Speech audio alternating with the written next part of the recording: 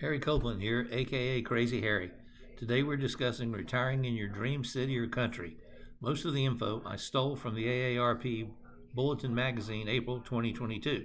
Since we have already been through most of this, I figured it would be a good article to add what we had done to their article to spice it up a little bit. If you go on vacation somewhere and you fall in love with an area or you fall in love with the people, you need to get home, figure out your budget, compare that to the living expenses in the areas where you are presently living so you can compare what the expenses are going to be for you and surprises won't throw you for a loop. In some cases, prices of groceries, fueling, housing, entertainment, medical services, clothing, airports, mass transit, and where you may be taxed in your new economy will really upset you. We are looking at a location where English is not being spoken.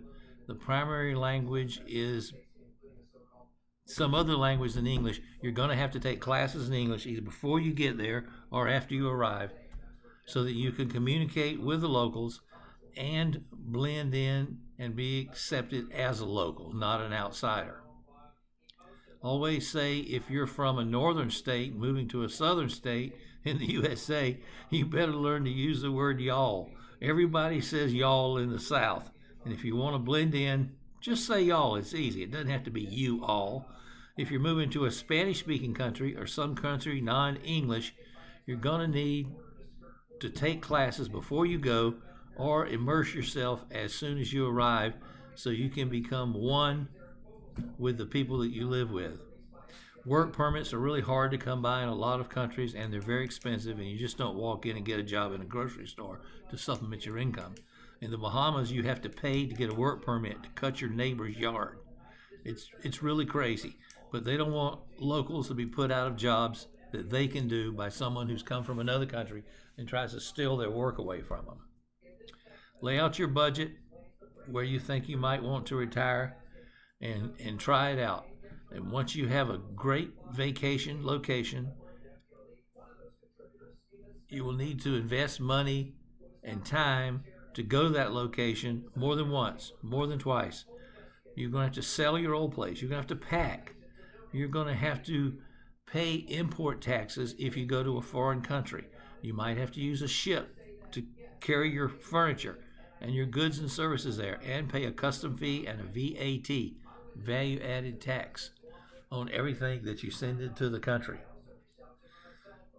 They usually, say if your car is $10,000, they're going to tell you it's worth $16,000 so they can get an extra value added tax on you to help their revenue for the country.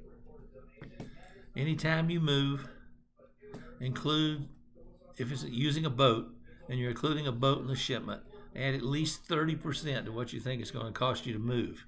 Because the ship has to have insurance. Everything has to be put in a container. It's got to be moved by a forklift. It's got to be unloaded on the other end. Then it's got to be delivered to your house or property. Make sure and open a bank account, because if you go to now not in the States, but if you go to a foreign country, a lot of times the banks run out of cash. There's utility problems. Electricity goes off all the time. If it's an island, they're generating their own electricity with diesel fuel. Water goes off 2 or 3 times a week. It's just one of the things, one of the inconveniences you have to get used to and not get upset about. Everything slows down in the islands. So just wait. If someone's coming at 3 o'clock, they may be there by 5. They may not be there till the next day. But just smile and say, hey, welcome. I appreciate you coming over and helping me. Until next time, this is Crazy Harry signing off. HarryCopeland.com, CopelandProbateSolutions.com, HarryCopeland7@gmail.com, and my phone number is 321-295-1420. Thanks for listening. Until next time.